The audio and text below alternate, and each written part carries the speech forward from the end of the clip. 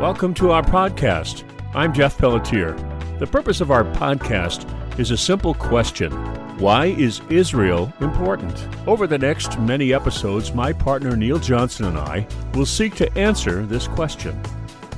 There are just barely over 14 million descendants of Abraham, Isaac, and Jacob in the world today, and about 5.5 million of them live in Israel.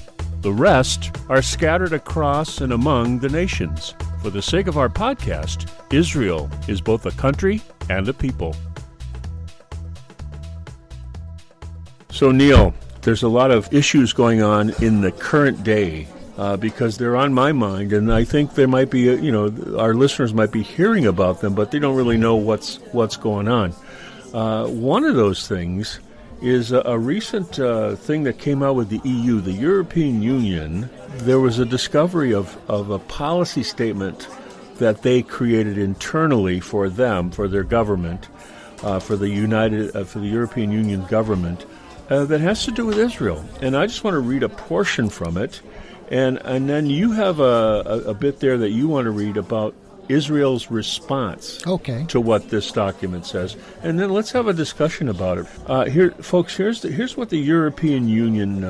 This is just a part of it. Okay, our policy, the EU policy regarding the West Bank, that's part of Israel, has not changed.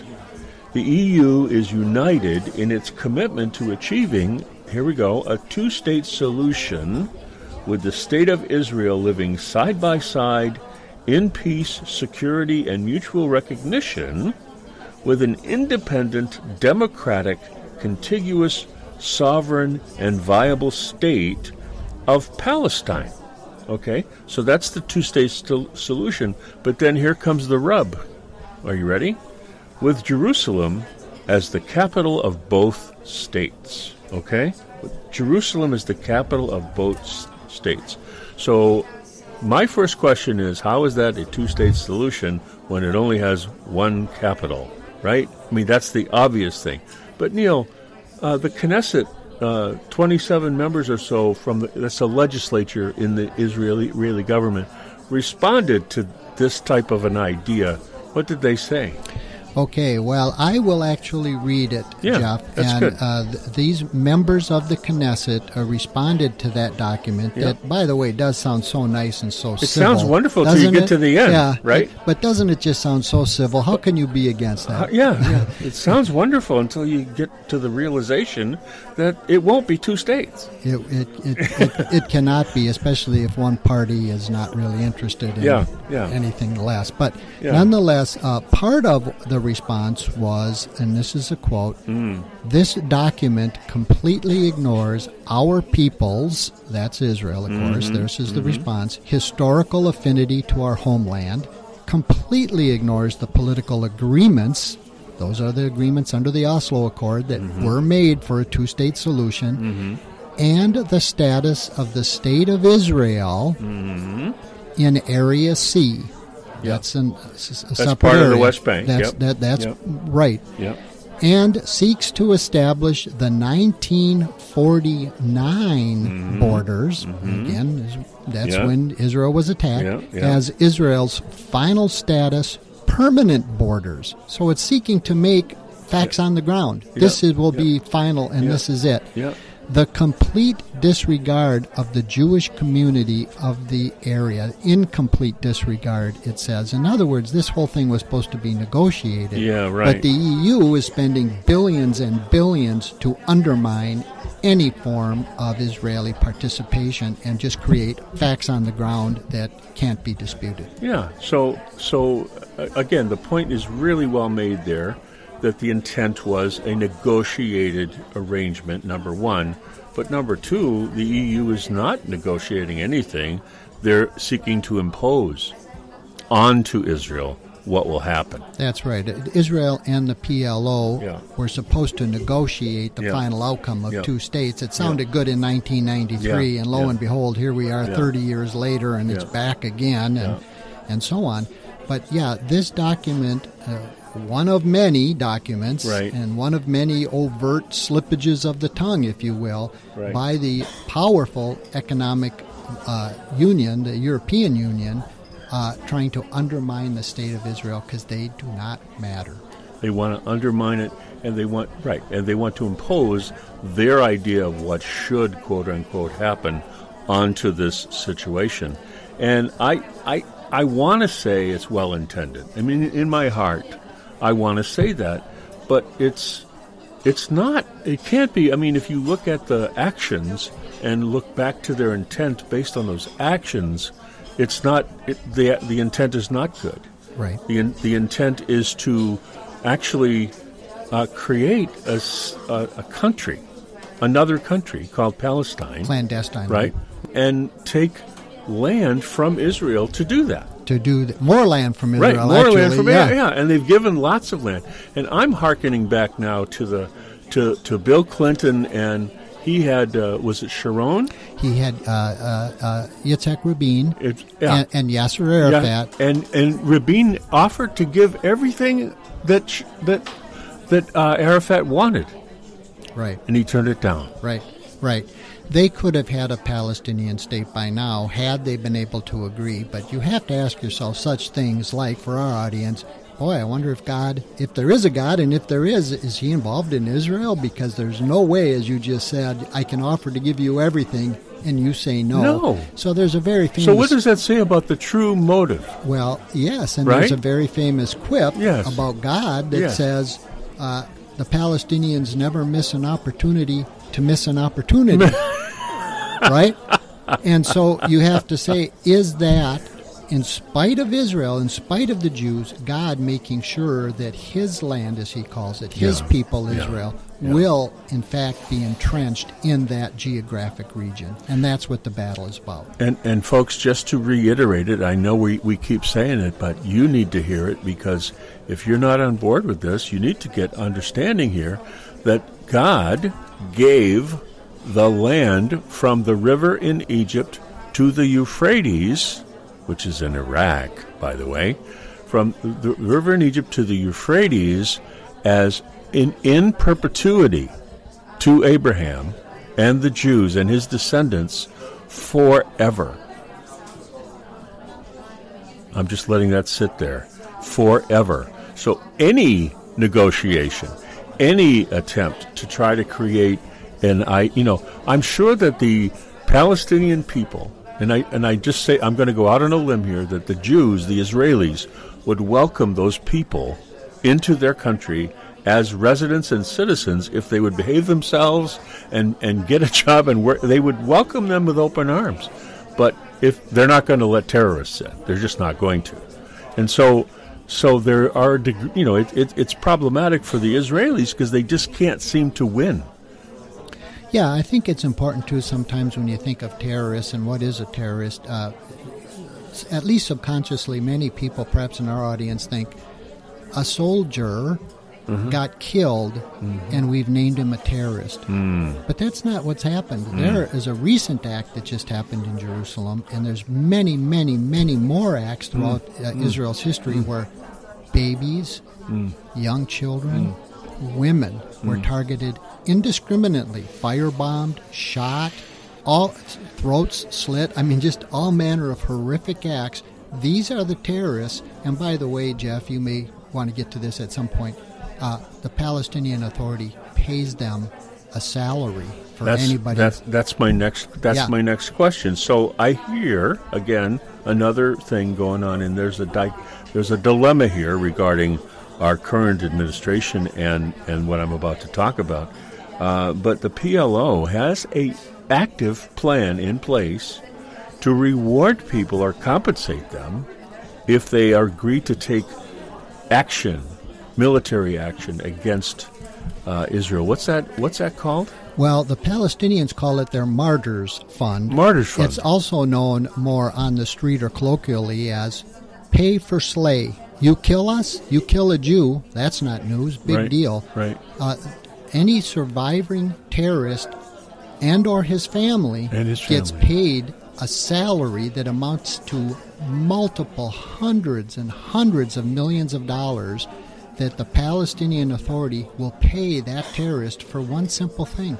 Did you kill a Jew, not a soldier, not an armed combatant, not a male, not a man. Yeah. Can be a woman, a child, a baby, an infant of any type, and the more horrific, the better. Now, Israel has a contrary view of that, about how the money should be used. Well, today they do. Yeah. What is their idea of how that money actually should be used if you kill a Jew? Well, just recently again, Benjamin Netanyahu, who's probably familiar to a great many people who would listen to this, has been reelected by the people of Israel to the 6th term, and his coalition government is made up of people who, quite frankly, have had enough.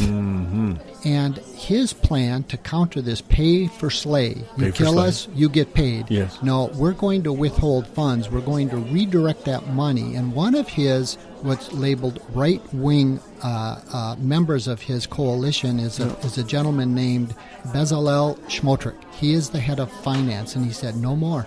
We're going to withhold payments to them for anything, and we're going to redirect that money to the victims of the terrorist act. That's how we do it over here. Yeah, no, not to the terrorists. We reward, we compensate the victims of the crime, not the people who commit the crime. Right, it would be similar to somebody who said, I'm going to hold you up, Jeff, I'm going to shoot you, maim you, kill you, whatever for life. Yeah. And, by the way, the state will now pay me if I get caught millions of dollars over my lifetime, or some salary over my lifetime. We paid the victims of 9/11, right? I mean, we paid them lots of money. I mean, their families, they got compensated. Right, but it's for the fact that they were victims of a terrorist act. Yeah.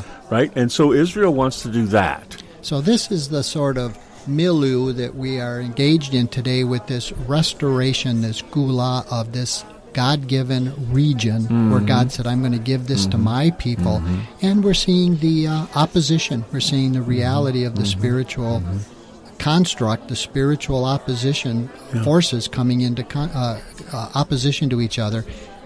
And as you said, Jeff, our hope and our purpose is to try to tell Christians this didn't happen in a vacuum. No. This isn't a simple accident of history. God is restoring his people. So we're facing opposition. Our government, our present government here in the U.S. as we speak, has a view of this matter. What is our present government's view of this rewarding the perpetrator instead of the victim? Well, you know, there's also a famous adage called plausible deniability. I didn't actually say that, right? But the facts on the ground, as it were, speak louder than words. And over and over again, our present administration wants to reward one of the main culprits who is very actively engaged in terrorism around the globe, Iran, with giving them money, support, and so on, so that they can continue their these types of things, this pay for slay. All of our So you're saying Iran has something to do with pay for slay? Iran has very much to do with pay for slay. Okay. The Palestinian Authority is very much in alignment with Iran theologically. Iran, who has stated they want the destruction, total annihilation of Israel. It's a cancer on the earth, as they call it. Yeah. The EU, by the way, they're also supporting the PLO. But Iran and the PLO, those Arabs living in Israel, they are very much supported and propped up by this Iranian rogue regime, which a great many other Muslim nations round about want nothing to do with and are actually quite afraid of them. And thus you've got this strange bedfellow of today of the old adage too, the enemy of my enemy is my friend. Yeah. And so if you're an enemy of Iran, Israel, maybe you're our friend today. And that's what we're seeing also happening is this strange bedfellows of these strange Muslim countries coming into Israel's orbit. Why? Because you've got this pay for slay in the land being supported by Iran. We also have a really interesting recent event with the Trump administration setting up financial treaties with Arab states and Israel, which now they have mutual best interest at heart, right? They both stand to win from these agreements, these financial agreements.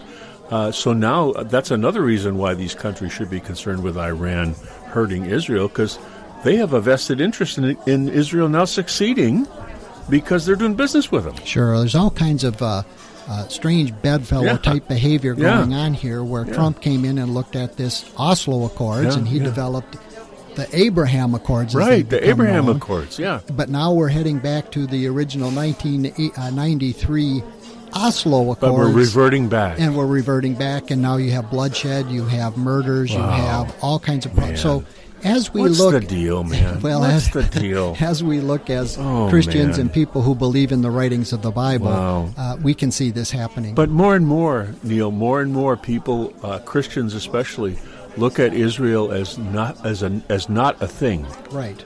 Like it doesn't really matter. Right. And our whole show is Israel. Why is the Middle East important? And we're doing our best, folks, to help you understand. This could be impeding Jesus coming back. I mean, because man is intervening and preventing things that need to take place so that Jesus can return. And Jesus is like, I'm ready anytime and I don't know if that's true or not, but, we could be impeding the progress of his return. Well, in some ways, maybe that's true. Who knows? Who knows? I do know that, as we pointed out, the promises very clearly pointed out to Abraham that his descendants would inhabit that geographical dot on the globe. Yes. His descendants. Now, Abraham had many descendants. He did. But the promise was repeated through his line of Israel, the Jews. It was repeated to Isaac. That's right. In Genesis 26, I believe, and was repeated again to Jacob, the father of the 12 sons, 12 tribes, in Genesis 28. Yes. So it wasn't just any old buddy that he promised this to that were sons of Abraham. No, it's a specific people. It's a specific lineage called Israel. Jacob was called Israel. Right. It's the people of Jacob. Right. And that's what we're seeing today. We're seeing both the promise and the opposition. Yes. And as King David wrote in Psalm 2, why do the nations rage? And they rage against you, O Lord, and your anointed, your promise for the people. The nations are enraged. And that's what we see today with this EU intervention, UN intervention, U.S. intervention, all this stuff that wants to take away any authority from Israel and the people. There's a bunch of Christians in the United States that think because the temple was destroyed in AD 70, right, because that was so complete, that was the end of it all right there. Israel was destroyed. It's not, doesn't matter anymore, right? But the prophecies say that it's going to come back. And it did. And it did. In 1949, it did. You can go there and see it. A person can go there and look at it, and there it is. So it wasn't destroyed entirely. It wasn't. Nor were the people wiped out to be unrecognizable. 14 million and counting. And counting. Right. And the nations rage. Yeah. And so it really takes a lot of putting your head in the sand to say, I am against it. I line up against Israel. I line up against the Jewish people. And what is actually happening is facts on the ground. Israel succeeding in spite of themselves. Israel is a military power in spite of themselves. Israel is an economic power in spite of themselves. An intellectual, technological power in spite of themselves. That can only be said, okay, I either have to be so thick as to say utter happenstance or God is with them. If you look at what Israel has accomplished and is accomplishing now and what will accomplish and the amazing things that have been done by people in the line of Jacob in the world. Einstein was a Jew, okay? The amazing things that have been done and it from a people that are, 14 million. Do you know what the percentage of that is of the globe? It's nothing.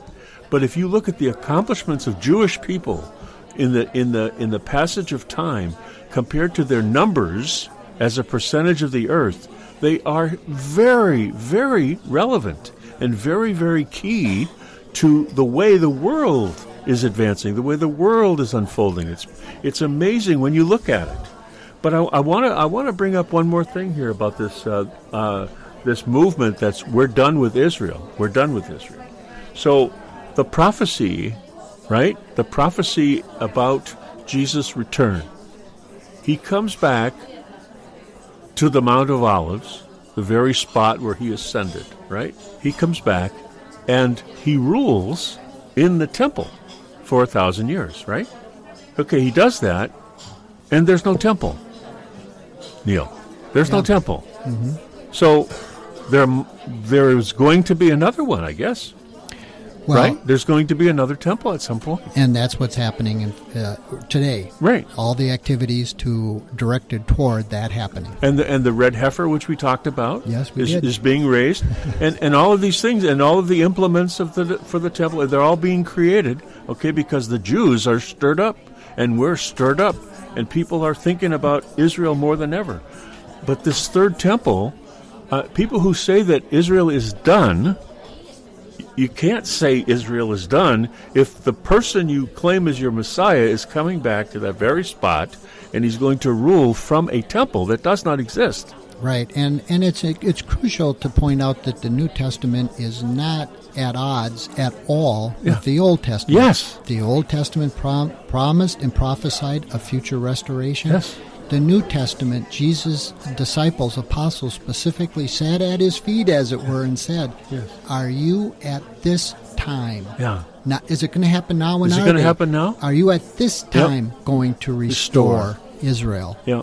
At this time, are you going to restore? Yep. And what did the angel tell Mary when he visited her in Luke in the first chapter? He said, the Redeemer is coming of Israel who will restore and regenerate. Now, if that was true, then he had to be either a liar or a charlatan, a false angel, as it were. Right. What, he didn't know that, or maybe God didn't tell him, I don't know, that the Romans were coming to destroy basically the buildings on top of the Temple Mount? Right.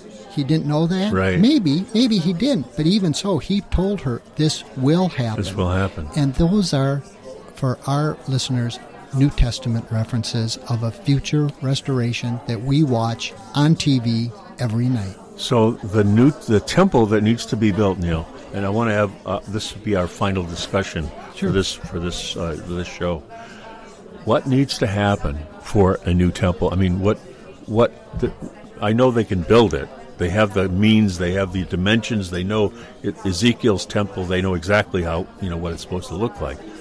But there's a problem getting it done, physically getting it done. What's the big deal? Well, right now, as we discussed, I think at the beginning, it belongs to the administration, to the Muslim Authority, the Waqf, it's called, the Waqf. And you're talking about the Temple Mount. The Temple Mount, and that's what it would take to restore it. So it's controlled by say it again? It's WAQF, Waqf. The Waqf.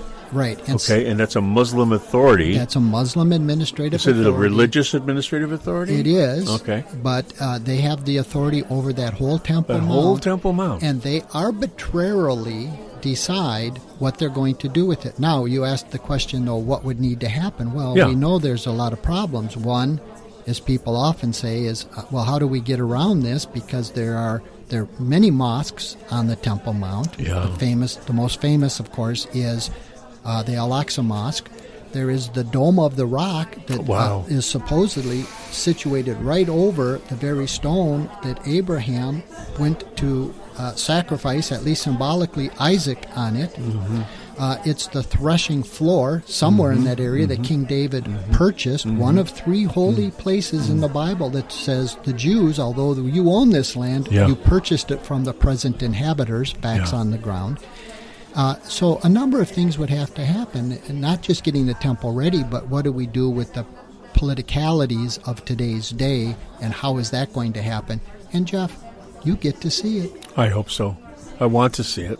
Well, it's going to be ugly, whatever happens. It's not going to be a born-again experience where everybody becomes nice to each other. Well, I was going to say, there's two ways it's going to happen. One is that the Muslims come to faith in Christ, in Jesus, Yeshua, Isa for them, and they go, we need to give this back to you because, this is the Messiah is coming here, and we need to get it ready. That's one way. Best scenario. That's the best scenario. The other way is that there's going to be another war or battle of some sort where it's taken. Well, it sure seems to be there's some politicalities, and we've done shows on this before where Psalm 83 and Ezekiel also, who later prophesied about a fourth temple or some morphing of the third temple that's very, very strange. He also talked about a war called Gog and Magog in 38 and 39 very specifically, and he named Iran prominently as the Confederation. So we know there has to be plenty of upheaval. So there's this Gog and Magog war it's in Revelation, and it's in... Well, Gog or Magog is mentioned more places in the Bible, but the war is mentioned in Ezekiel 38 and 39. 38 and 39, okay. So that war, and the nations of the earth surround Israel. That's at another time, but They definitely do. Yeah. Okay, so what's the war in Ezekiel? The war in Ezekiel is known as the War of Gog and Magog. Gog from the land of Magog. And what happens? From the land of Gog. Well, they attempt to wipe out Israel, and God intervenes dramatically. Now, everything else after that is surmising as to, does that make the temple happen? Does it happen before that? Does the rising of a Jewish temple force them or make them come against Israel? Does their defeat make it possible for Israel to build the temple? Stay tuned. We get to watch it. Nonetheless, it's going to be horrific. So ask yourself, folks, and we are going to wrap this up now because we're at the very end, but we're trying to give you this present-day outlook of what's going on based on what was prophesied. Okay? What was prophesied. And these prophecies have come to pass. We have no reason to think they're not going to come to pass because they have happened. So it's, the track record is pretty good with the Lord. He's been saying things are going to happen, and they are happening. But here we are on the Temple Mount. Something has to happen for this next bit of prophecy to occur and for Jesus to return. And the question is, if the Gog and Magog answer is the answer, and you should. What was the chapters again, Neil? Ezekiel 38 and 39 talk about the war. Okay, so you can go there, folks, and read it and look it up, and it's a proof. It's a proof text that's how it's going to happen, that they get the Temple Mount back. It could very well be that, but it's something to think about. But here's the point. Why does the EU care so much about this little dot, this postage stamp, this neighborhood? If Israel's not important, what's the big deal? Why the effort to cause, what is the point of all of this angst and writing and millions of dollars to the Palestinians and the PL? What's the point of the EU, which is a multi-trillion-dollar entity? Why do they give a rip? Something. There's a reason. It matters. It's important. Never forget that. This has been a great discussion for this episode of Israel. Why is the Middle East important? I look forward to how this continues to unfold. As you can tell, Neil and I enjoy talking about the subject as it helps us to get to the root of the matter about God and why Israel and the Middle East are so important. Thank you for listening to this podcast, and we would love to hear from you. Visit us at our home at Spreaker.com. Israel, why is the Middle East important? That's Spreaker.com. Israel, why is the Middle East important? And you can find us on Facebook using that same title. And you can email us at whyisthemiddleeastimportant@gmail.com. That's whyisthemiddleeastimportant@gmail.com. Love to hear from you. If you like what you hear, please invite your friends to the conversation. One thing Neil and I always say to each other is, I don't know. Because the only way we know is to not know. Once you have it all figured out, you stop learning. And that state of mind is what helps us to learn and grow. We invite you into that journey with us. From Neil Johnson and me, Jeff Pelletier, shalom, and see you next time.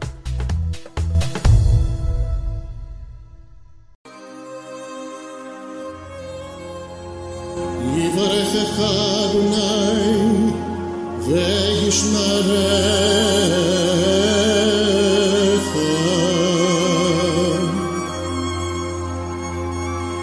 יאר אדוני פניו אליך ויחונך,